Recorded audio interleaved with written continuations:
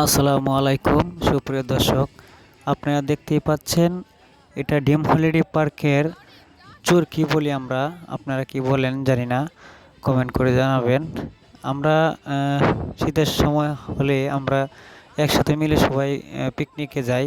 পিকনিকে যাওয়ার সময় চরকিটা চড়ছি, তাই ভিডিও ধারণ করলাম আপনাদের সম্মুখে তুলে ধরার জন্য। কে কে গেছেন ডিম হলিডে পার্কে অবশ্যই কমেন্ট করে জানাবেন। আর এই চরকিতে চড়তে আপনাদের কেমন লাগছে বলবেন। আসলে আমি প্রথম অবস্থায় ভাবছিলাম যে চড়ে না কেন, আস্তে আস্তে যাইতেছে, পরে দেখি মাঝপথে অনেক স্পিডে চড়ছে।